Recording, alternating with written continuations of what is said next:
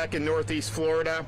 I'm here for another announcement as we move into phase one of Florida's recovery. And I'm really excited to be here with our Adjutant General, Jim Eifert.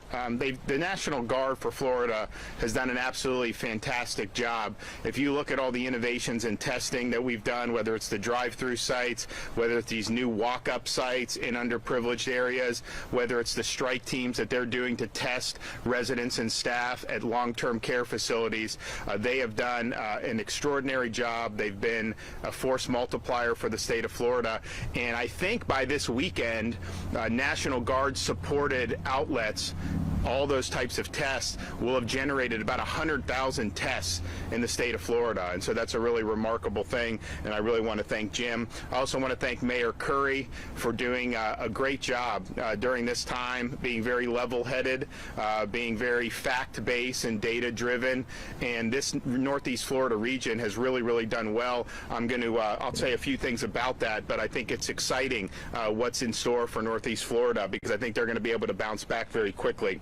Today, I'm announcing as part of phase one that beginning Monday, May 4th, Florida's world-renowned state park system will be opening. Opening the parks back up is consistent with my safe, smart, step-by-step plan to reopen Florida. Since the beginning of the COVID-19 emergency, we've made decisions based on data, facts, and science.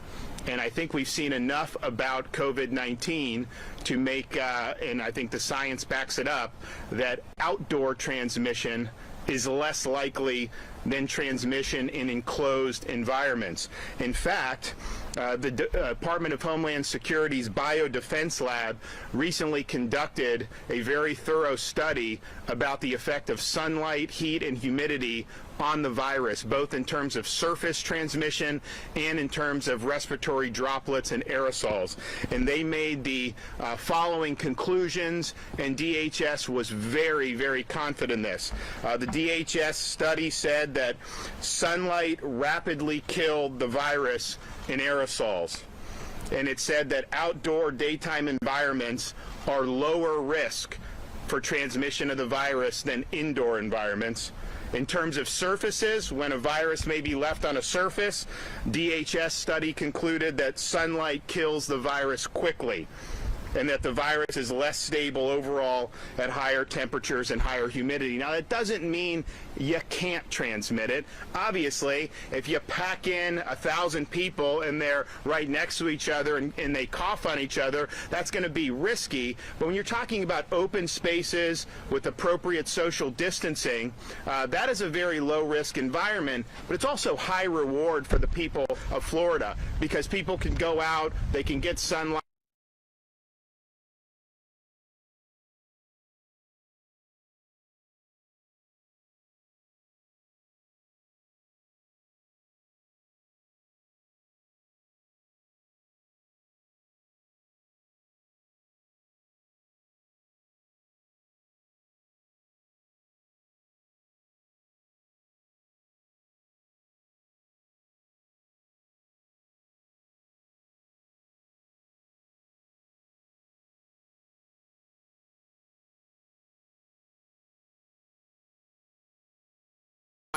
after Mayor Curry recognized the science and opened up Jacksonville's beaches for recreational activity. At that time, there was a lot of people, not from Florida, but from between D.C. and New York, who thought that this was just like the most significant thing that had ever happened, that the sky was going to fall. They did misleading pictures acting like, you know, this was like Lollapalooza on the beach or something like that. And this was what they were focused on. Not dirty subway cars, not other things that have been major transmitters of this disease. They were really focused on this. And they said that and people here were mocked. And I want to thank the local media here in Northeast Florida for fighting back against false narratives and actually putting the facts out, actually showing that people were behaving responsibly, and that the mayor and then his compatriots on the beaches, those mayors, were doing a good job. And so what we've seen since is there been some type of major No. In fact, cases have declined. They weren't that high to begin with, but 2 weeks ago, the county reported 29 new cases. Now, out of a county of 1 million people, extremely low. That's like lunchtime in Queens on any given day in terms of what they're seeing in other parts of the country. So that wasn't a lot. But I think it's important. Look at the last 10 days. People were said this was such a big deal that the sky was going to fall because people were walking their dog on the beach. Okay, let's go back. April 21st, total new confirmed cases, 11 in Duval County. April 22nd, 19. 23rd, 18. 24, 17, 25, 24. Now, those dates probably would not have shown anything from the beaches, because if you were to get it, then you develop symptoms. But then let's look at this, the 26. 100 out of 1 million people in Duval County, 4 new cases on April 26th. 27th, 10 new cases. 28th, 6 new cases. 29, 8 new cases. Yesterday was 17, but that was a big test dump. So the percent positive yesterday, 1.8% of the tests came back positive. There's parts of the country where they're at 30, 40% of everyone tested comes back positive. You also look at the hospital space in Duval County. The whole reason we went on mitigation was because people were concerned that the hospitals could get overwhelmed. It would lead to excessive deaths. It would lead to people not getting the care that they needed, not just for COVID, but for other things.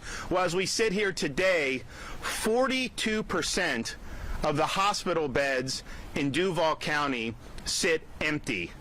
There is no overflowing of hospitals. There has not been an overwhelming of hospitals here in Duval County, or really anywhere else for that matter. I mean, in fact, we had Memorial Healthcare down in Broward County, which has had a lot more cases than here. They've actually collapsed one of their ICU wings because there just wasn't enough patients going into the ICU. So that's a good thing. You also look at the overall percentage of tests that come back positive in Duval, and I think you're now under 4%. I think you're actually under 4. And that includes at the beginning when really only the sickest people were getting tested. So that percent positive, it's so low. It's hard to get a downward trend from there because it's so low. So that's a good thing. That's good news. We have the test center here at the Jacksonville Jaguar Stadium. They're doing on average 271 tests a day. But they could do many more than that. It's the demand, the supply exceeds the demand for this drive-through test center, which I think is, again, I think that's another good thing, and I think it's a good sign. So Duval County and then Nassau County, they've done fantastic on this. I mean, knock on wood of what they've done. St. John's has done tremendous. And so I really just want to thank the people of Northeast Florida. I want to thank the people like Mayor Curry who've really led. They've proved a lot of people wrong throughout this. And, I just think it's important to kind of, take the tail of the tape. You do things 2 weeks ago and you try to smear a community and then you just go by. It's like drive-by media. Just do it and then move on. Well, we're here today. They've done it the right way. They have a foundation to build going forward, and I think that that's really, really good. And I think it's also important for people to understand when we're talking about the outdoor environments, when we're talking about the risk being lower, that's something that you can use in your everyday life. When we go in with the restaurants, we're recommending that they do outdoor seating, obviously with a sufficient distance between tables, but we really believe that is lower risk. You look at some of the super spreading events that we've seen, major events throughout the country. You had the funeral in Albany, Georgia. You had people packed into, I think it was a church, and you had people crying, hugging, kissing, very close contact, sustained contact in an enclosed environment. This thing spread like wildfire. You started to have people going to the hospital. If you look at the choir in Washington State, they're inside, they're sitting there singing, a lot of different droplets and aerosols in that environment. Many of the people got sick. It spread very quickly. The Biogen conference in Boston at the end of February, again, these are people that are in close contact for a sustained period of time inside, and you had a super spreading event. You've also seen things like parties or celebrations bar mitzvahs, other things like that have caused super spreading events. And so those are more high risk, but being outdoors in open air is more low risk. And today we take a step that I think is good for the people of Florida. I think it's going to be good for their peace of mind, because people have been cooped up a lot. Even though we the whole time I wanted people to be getting recreation, it's still, there were only so many options. So now we have more options, and I think that they can do it in a way that's safe. I think it's also important to point out the hospital capacity. We're not just talking Duval that's got a lot of capacity. I mean, you go down to Miami-Dade, they have almost 40% of the cases in the state of Florida, and yet they have 40% of their beds are available in Miami-Dade, a very big and populous county. So we're in a situation where we've had really flat hospitalizations, far below what the system would even hold. In fact, last night, the state of Florida reported statewide 591 people in the ICU statewide. That's the lowest number that we've had in the ICU since the very beginning of April. And if you compare that to other states, I mean, there's states that are half or a third of our size that have significantly more people in the ICU than the state of Florida does. And so the parks are an important part, I think, of quality of life. It's going to be an important part of phase one. We'll have more details about how that's going to roll out. I mean, it is going to roll out on May 4th. There are going to be some restrictions because we do want to continue social distancing. It's a smart thing to do. If you're out there with your family and you're not getting involved in big groups, very low risk, but we want to make sure that we continue to do these things responsibly, using what Mayor Curry did here in Jacksonville as a great model. I'm going to let the mayor come up, say a few things, and I'm happy to take some questions. Thanks, Governor. Yep. Well, welcome to this beautiful state park, this gem to Northeast Florida and Jacksonville. This park and this day really represents, in my mind, what Florida is all about. Governor, I want to thank you, before I talk a little about outdoor recreation. What people don't see that happens behind the scenes in a crisis is the communication and collaboration. Jacksonville got ahead of this because we had help. We got testing up early because the governor's office was responsive. We got personal PPE equipment to our healthcare workers distributed as needed because we had help. Anytime governors call me in the evening, members of his senior staff are accessible every time I call them, while they have the entire state asking for things. So a big thank you for the way we're getting through this and coming out of this. Just quick on the back of what the governor said about the idea behind opening the beaches. Look, we were looking at data. We're reading places where coronavirus, COVID-19 had hit places hard, and it all spoke to types of events the governor talked about. Compact spaces for long periods of time. We're observing people in grocery stores for weeks because they have to get essentials. And while that's happening, you don't have large outbreaks. So with the data and with basic logic, it made sense to open wide spaces to let people move and remind them to social distance. So proud of the people of Jacksonville for the way we have worked through this and continue to work this, and I'm grateful to our governor. Thank you. All righty. Okay, Governor, question. Senator Scott, Senator Rubio both have suggested that certain people on unemployment do not want to work because they're making more in unemployment than otherwise. Have you experienced this? Have you heard about this being true among Floridians, or something that Rubio and Scott are just conjuring? Well, I'm not familiar with their comments. I can tell you, Floridians want to work. We had an economy that had 2.8% unemployment. People were doing a great job, and this external event upended that for hundreds of thousands of people in our state, and it's been very difficult.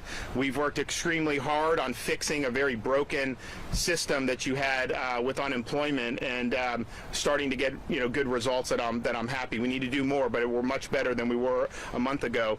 But I think people want to work. I think people enjoy being out, doing things that are productive. It's part of it is that's just kind of how they are, but I think it will contribute to a sense of normalcy, and I can't guarantee everything's going to be exactly like it was, but I think to be able to go out and be doing things, I think would be a very good thing. So we've got a lot of hardworking people here. They absolutely want to work. They did not want to have their jobs taken from them, and we'll get them back. It's not going to happen overnight, but we're going to get people back. Governor Lorena with Action News. Jax, yes, ma'am. You were talking about the low percentages of infections, but would you agree that we were able to get to that point because of the measures that your office took with social distancing, shutting down certain facilities? And also, Governor, how do we know what the true rate of infection is if there's not enough widespread testing, especially in rural counties? So here's the thing with the testing. We have 7 sites for drive-through. We've now got, oh man, I mean, I think we may be up to 10 walk-in sites where we're going in underserved communities. We started this by doing we did a public housing project with the University of Florida in Jacksonville. People were very happy because a lot of them didn't have cars to go through the drive-through site. So we're doing that. We're getting good response. We're affirmatively going into nursing homes, even if they don't have any positive cases, to try to see if we could identify asymptomatic. With that said, we have capacity to do more testing. I mean, we have it right now. We've built more. I got contracts with these new labs that can do 18,000 tests a day. So that's there. But I think, in Jacksonville, you look at it, we don't fill up the site here. There's never demand outstripping supply, and you think, okay, well, maybe people just aren't willing to go get tested. The problem with that is when you have a positivity rate that's so low, the easiest inference is that this thing just hasn't transferred in this area the way it's done in places like New York or New Jersey. But what we really will help us determine this, and we're supposed to finally get them in today, are the antibody tests. So we're going to do seroprevalence analysis in different parts of the state. What the antibody tests tell you is, do you have antibodies for the virus? And if you do, then that means that you had the virus. And you're looking at different parts of the country that have done this. They did it in Santa Clara, California. Stanford looked at it.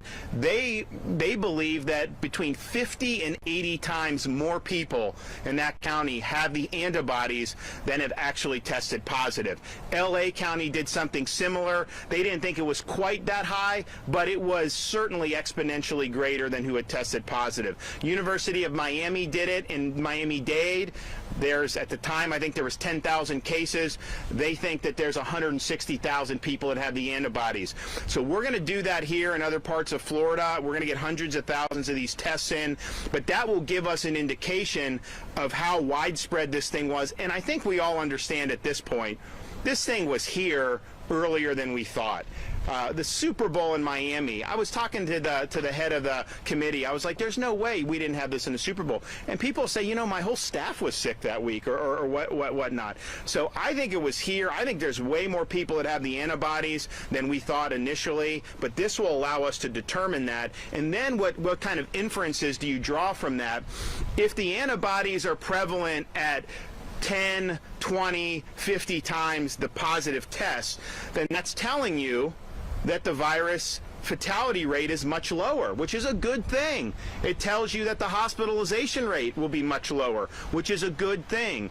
You probably have the majority of people that have acquired this thing had symptoms either so mild that they never even thought about getting medical attention, or perhaps no symptoms at all. So we're getting more and more data on this. Now that Florida is doing this, we're going to do it. You also having antibodies is just good to know. I mean, if we're at a nursing home and half the staff have antibodies, well, that's lower risk then for the residents, because those are people that are going to have some form of immunity from the virus. So I think the antibodies testing is going to be very important in terms of how we go forward and just really understanding the risk. But I do think it's pretty clear, and I've been very critical of a lot of the doom and gloom projections of saying this or that, but if you're under 50 with no significant health issues, the data is overwhelming that you are incredibly low risk. And fortunately, young kids are at the lowest risk of any other portion of our society. I mean, I have a 3-year-old, a 2-year-old, and a newborn, and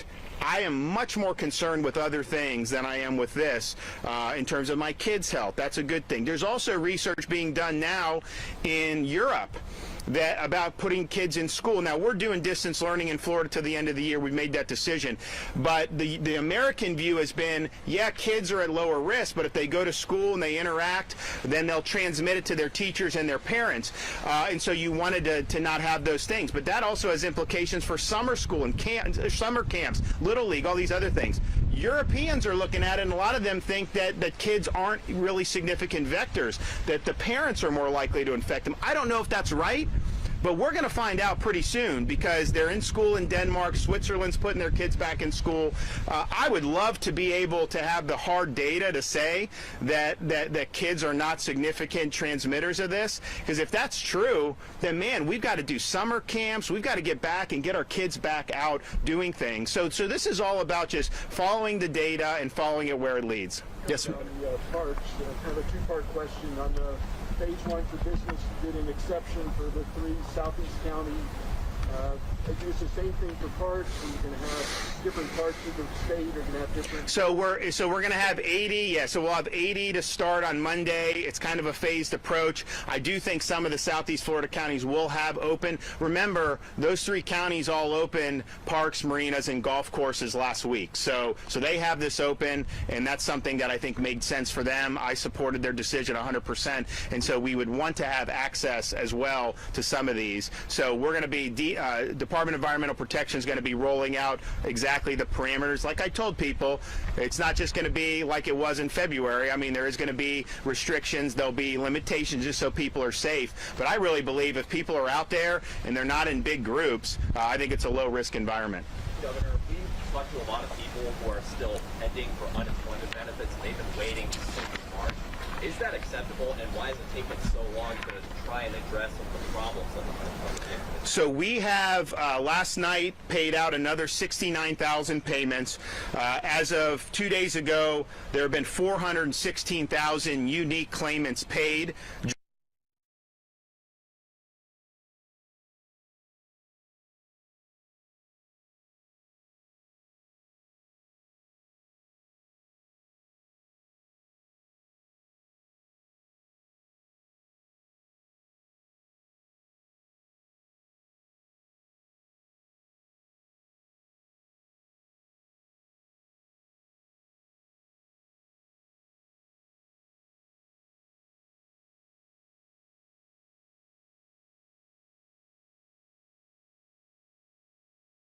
I applied in mid-March. We have DEO. They're actually reaching out to people and saying, okay, what did you do? And in a number of cases, people didn't have all the information submitted, Social Security number, out-of-state wages. Some of the people weren't working before this. So obviously unemployment compensation is for people that lose their jobs. There's other forms of relief for this situation if you didn't lose your job. But some of what you see here in terms of these unique claims submitted, some of those folks have not qualified under this. So I think that you've seen a huge increase. I mean, you go back 4 weeks, the system was in tatters. People couldn't even get on. I mean, there's going to be a whole investigation that's going to need to be done about how the state of Florida could have paid $77 million for this thing, however many years ago they did. So there's a whole bunch of problems. So we had guys go in who are super smart. They work 24/7. They've rebuilt a lot of this. They're doing stuff every day.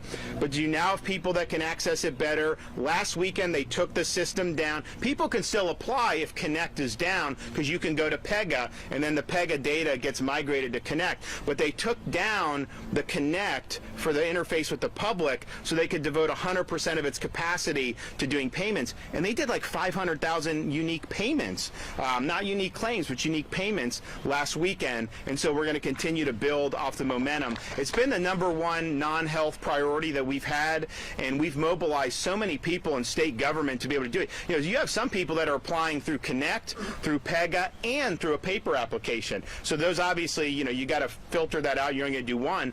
But we've gotten hundreds of thousands, I think, paper applications too. So I've got 2,000 employees from various state agencies that I've surged into the unemployment, and they're actually taking the paper applications and they're putting it into PEGA or putting it into Connect. So it's really been a team effort.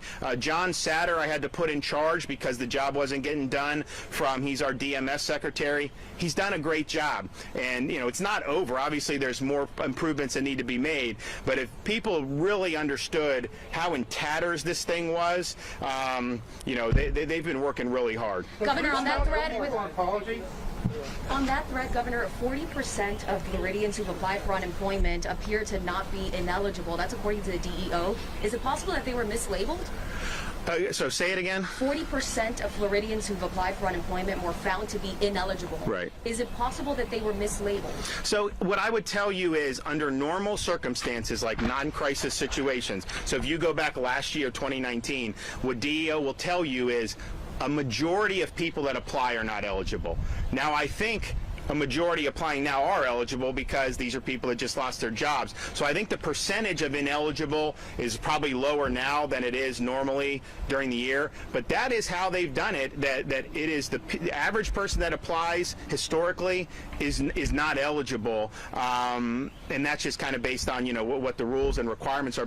And also understand, under normal circumstances, someone lost their job, say, the third week of March, they'd have to go look for new jobs, they'd have to submit applications before they could even apply for unemployment. I waived all that. I've waived everything I could waive to try to streamline the payments. And so a lot of this was architectural, about engineering the system to actually be able to handle this volume of claims and get the money out. But some of it, too, was we had to clear bureaucratic hurdles. And it's a very complicated web of rules and regulations, and that all goes into a computer program.